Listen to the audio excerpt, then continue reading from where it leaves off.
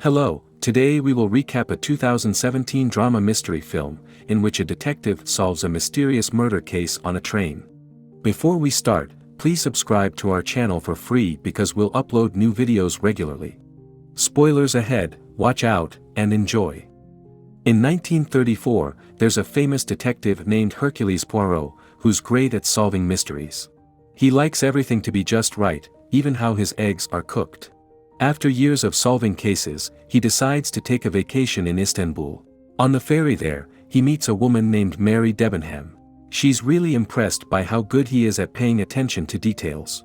Later, Poirot notices Mary talking to Dr. Arbuthnot on the ferry, and she mentions that once all of this is over, they'll be safe.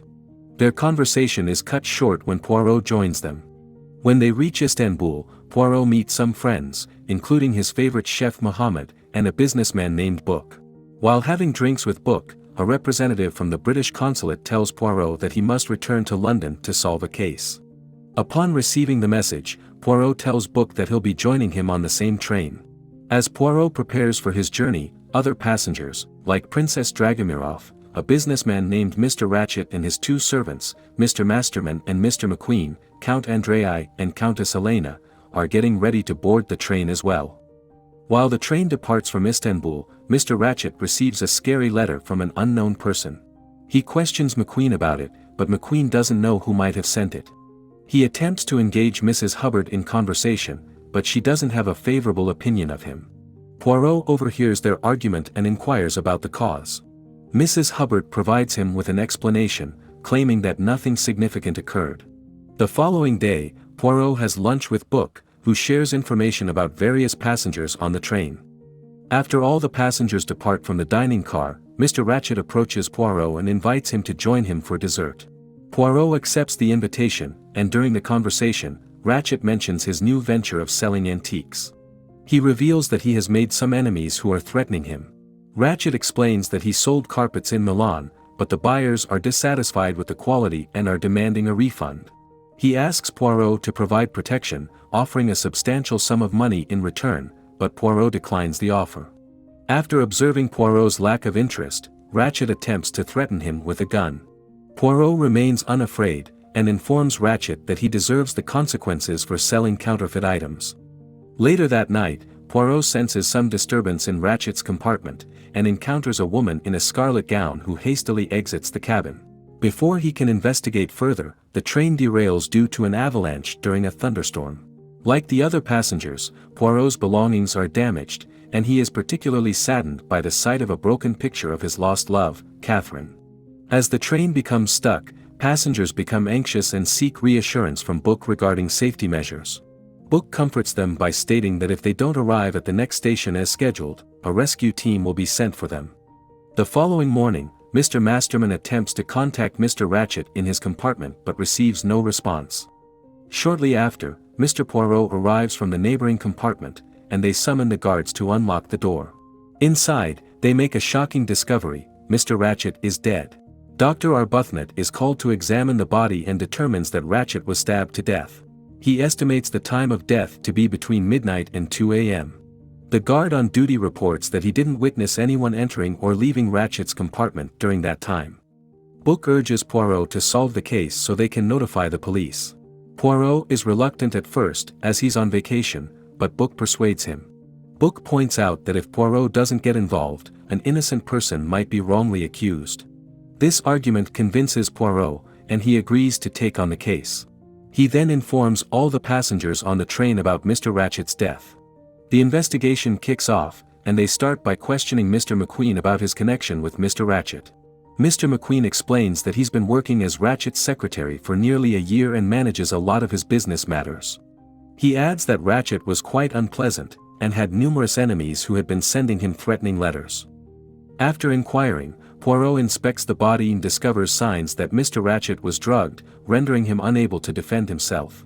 It's peculiar because he had a gun that could have been used for self-defense. Additionally, Poirot gathers various pieces of evidence from the compartment, including a napkin marked with the letter H, just as the rescue team arrives to assist the stranded train. While examining the letters found in Mr. Ratchett's room, Poirot comes across a note that reads, "Strong blood is on his hands, and he will die." Although he can't immediately decipher the message, he confides in Book and reveals that Mr. Ratchett's true identity is not Ratchett but Cassetti. This revelation connects the current case to a past one involving Colonel Armstrong. In that earlier case, Cassetti was responsible for the kidnapping and murder of Daisy, Colonel Armstrong's daughter. The tragic news devastated Armstrong's pregnant wife, Sonia, who subsequently died, along with their unborn child. Armstrong had tried to seek Poirot's assistance by writing him a letter, but he was found dead from a gunshot wound before Poirot could respond. Poirot believes that the mysterious note refers to the blood of Daisy Armstrong, which was on Cassetti's hands. While questioning Mrs. Hubbard once again, Poirot inquires whether she was familiar with the Daisy Armstrong case, to which she acknowledges having heard of it, considering it a famous case. She then hands over a button, explaining that she found it in her room after a stranger dropped it. Poirot recognizes the button as belonging to a security guard's uniform. Continuing his investigation, Poirot interviews several other passengers, including Mr. Masterman, Pilar Estravados, Hardman, the engineering professor, and Mr. Marquez, an Italian car dealer. He doesn't uncover any significant clues. He contacts Mary and inquires about Cassetti, but she admits to not knowing much about him. Poirot also questions her about her relationship with Dr. Arbuthnot, as he had overheard them talking on the ferry, but Mary remains tight-lipped. Poirot then proceeds to question Princess Dragomirov, inquiring about the Armstrong case. She discloses her admiration for Sonia Armstrong's mother, Linda Arden, who was a renowned actress. Furthermore, she reveals that Daisy was her goddaughter. Poirot informs her that Cassetti is responsible for Daisy's death, but Princess Dragomirov dismisses it as a mere coincidence. Instead, he requests permission to speak with her assistant, who shares that she saw a conductor in the cabin the previous night, although it wasn't Michel, the assigned conductor for their compartment.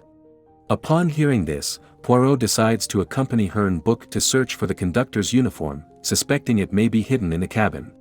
They discover the uniform in Poirot's own luggage. While discussing the case with Book, Poirot points out that Cassetti's account details are conspicuously missing. During their search, they spot a man attempting to flee from the train and burning some documents. Poirot gives chase and apprehends the man, who turns out to be McQueen. Poirot accuses McQueen of stealing money from Cassetti, and suggests that he killed him to cover his tracks. He believes that McQueen burned the records to prevent anyone from discovering the theft. McQueen admits to stealing the money but denies killing Cassetti. Dr. Arbuthnot informs him that McQueen was with him the previous night and could not have committed the murder. This development clears McQueen of the murder accusation. When Poirot inquires about Mary, Dr. Arbuthnot explains that they met on a railway convoy. This information contradicts what Mary had told Poirot earlier, raising suspicions. Poirot once again confronts McQueen and reveals information about his past, including the fact that his father served as the judge in the Armstrong case. McQueen discloses that since they couldn't identify a suspect, his father was pressured to prosecute a poor French maid named Suzanne, who later took her own life. The maid was innocent, and by the time the evidence pointed to Cassetti, he had already vanished. Although they punished McQueen's father, he couldn't forgive himself and decided to study law to seek justice. Poirot accuses him of killing Cassetti as retribution for what happened to his father, but McQueen denies any involvement in the murder. As Poirot continues to investigate McQueen, a scream pierces the air. He rushes to the source of the commotion and discovers that someone has stabbed Mrs. Hubbard in the back. The doctor quickly tends to her injuries, but Poirot notes that the killer was attempting to get rid of the murder weapon, and believes they won't find any fingerprints to trace. Poirot has questioned everyone except Count Andrini and his wife. He decides it's time to talk to them. During his conversation with the Countess, he discovers that she changed her name from Helena to Elena, to avoid any association with the initial H found on a napkin in Cassetti's room. Poirot learns that she is also connected to the Armstrong case as she is the sister of Sonia Armstrong. She uses drugs to cope with her grief. This revelation angers the Count, who forcefully removes Poirot from their room. As Poirot is pushed out, the engineer intervenes to save him. Poirot quickly realizes that the engineer is not who he pretends to be. Poirot confronts the engineer, who admits that he was hired by Cassetti as a detective to ensure his safety during the journey. Poirot doesn't find any more evidence from him and asks him to leave his gun behind. The next day, Poirot calls Mary and questions her once more. He accuses her of being Daisy's governess and suggests that she killed Cassetti. According to Poirot, she committed the murder and called Helena to witness it, believing it might help alleviate her grief. As he investigates Mary, Dr. Arbuthnot suddenly shoots at Poirot and confesses to killing Cassetti. Dr. Arbuthnot reveals to Poirot that John Armstrong was his best friend and commander who sent him to medical school, shaping his future. Cassetti's actions destroyed Armstrong, leading to his suicide. Arbuthnot sought revenge, and in his grief, he met Mary. They planned to expose Cassetti to the police, but Arbuthnot decided to take justice into his own hands, believing Cassetti didn't deserve a trial. He also admits to drugging McQueen and altering the time on the watch to obscure the time of death. During their conversation, Arbuthnot suddenly attacks Poirot, but Book intervenes and saves him. In the dark tunnel, Poirot says it's time to solve the mystery.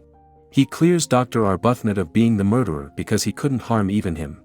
Poirot reveals that the handkerchief with the H belongs to Princess Natalie Dragomirov and her assistant, who used to work as a cook for the Armstrongs. Poirot explains that it was Pilar who was in the room on the night when Cassetti kidnapped the child. Mr. Masterman admits his connection to Armstrong, revealing that he was his helper and valet in New York.